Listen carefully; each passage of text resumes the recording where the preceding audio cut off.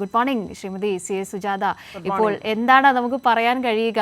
ഒരുപക്ഷെ സംസ്ഥാനത്തിന്റെ തെരഞ്ഞെടുപ്പ് ചരിത്രത്തിൽ നാളിതുവരെ ഇല്ലാത്ത ശക്തമായ പ്രചാരണ രംഗം, എല്ലാ മെഷീനറികളും ക്യാമ്പ് ചെയ്തുകൊണ്ട് നടത്തിയിട്ടുള്ള ഏറ്റവും ചിട്ടയായിട്ടുള്ള പ്രചാരണം, അതിൻ്റെയൊക്കെയും ഒരു ആത്മവിശ്വാസമാണോ ഇപ്പോൾ യു ആർ പ്രദീപും പി സരിനും സത്യൻ മൊകേരിയും അടക്കമുള്ളവർ ഈ ഒരു ഘട്ടത്തിലും നമ്മളോട് പ്രതികരിക്കുന്ന രീതി?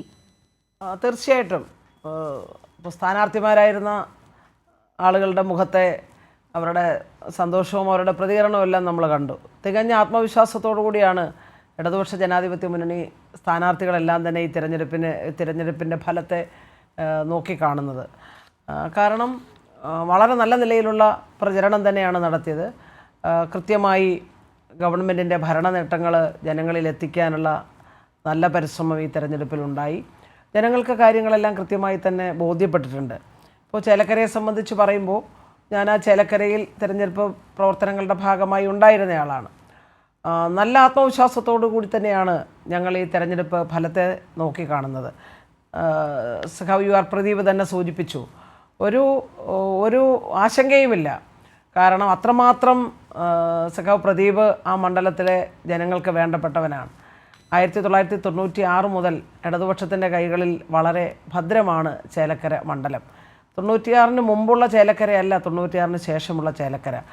സഖാവ് രാധാകൃഷ്ണനും ഇതിനിടയിൽ ഒരു പ്രാവശ്യം ജനപ്രതിനിധിയായിരിക്കാൻ അവസരം സഖാവ് പ്രദീപിന് ലഭിച്ച ഘട്ടത്തിലെല്ലാം അവർ നടത്തിയ വികസന പ്രവർത്തനങ്ങൾ അതവിടെ ചെല്ലുന്ന ആളുകൾക്കറിയാം. പഴയ ചേലക്കരയെ അറിയാം ഞങ്ങൾക്കൊക്കെ.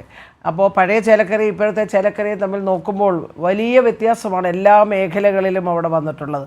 ഉൽപ്പാദന സേവന പശ്ചാത്തല മേഖലകളിലെല്ലാം വന്നിട്ടുള്ള മാറ്റം, അതെല്ലാം ഈ തെരഞ്ഞെടുപ്പിൽ വോട്ടായി മാറുമെന്ന നല്ല ആത്മവിശ്വാസം സ്ഥാനാർത്ഥിക്കുണ്ട്.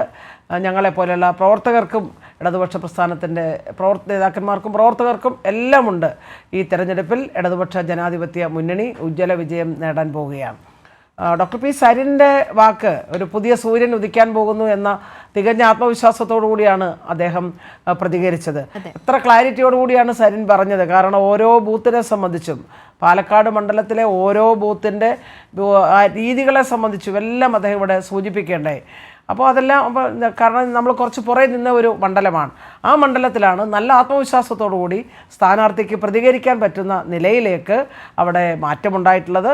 അതുകൊണ്ട് അല്പസമയത്തിനുള്ളിൽ തന്നെ നമുക്ക് കാര്യങ്ങൾ തിരിച്ചറിയാൻ കഴിയും. എന്തായാലും ഈ തെരഞ്ഞെടുപ്പിൽ നന്നായി മുന്നോട്ട് പോകുവാൻ, നല്ല വിജയം ഉറപ്പാക്കാൻ ഇടതുപക്ഷ ജനാധിപത്യ മുന്നണിക്ക് കഴിയുമെന്ന നല്ല പ്രതീക്ഷയിലാണ് ഞങ്ങൾ. അതേപോലെ തന്നെ ശ്രീ സത്യൻ മൊകേരി, സഖാവ് സത്യൻ മൊകേരി, അദ്ദേഹവും നേരത്തെ അറിയാം വലിയ തോതിൽ മുന്നേറാൻ അദ്ദേഹം സ്ഥാനാർത്ഥിയായിരുന്ന ഘട്ടത്തിൽ സാധിച്ചിട്ടുണ്ടായിരുന്നു നേരത്തെ മുൻ തെരഞ്ഞെടുപ്പുകൾ. ഈ പ്രാവശ്യം നല്ല ആത്മവിശ്വാസത്തോടു കൂടി തന്നെയാണ് അദ്ദേഹവും ഈ തെരഞ്ഞെടുപ്പിൻ്റെ ഫലത്തെ നോക്കിക്കാണുന്നത്. ഇടതുപക്ഷ ജനാധിപത്യ മുന്നണി പ്രവർത്തകരും തികഞ്ഞ ആത്മവിശ്വാസത്തോടു കൂടിയാണ് ഫലത്തെ പ്രതീക്ഷിക്കുന്നത്. എന്തായാലും ഒരു മണിക്കൂറിനുള്ളിൽ തന്നെ നമുക്കതിൻ്റെ രീതികളെല്ലാം മനസ്സിലാക്കാൻ സാധിക്കും. ഇടതുപക്ഷ ജനാധിപത്യ മുന്നണി ഈ തെരഞ്ഞെടുപ്പിൽ ക്ഷീണിക്കാൻ പാടില്ല.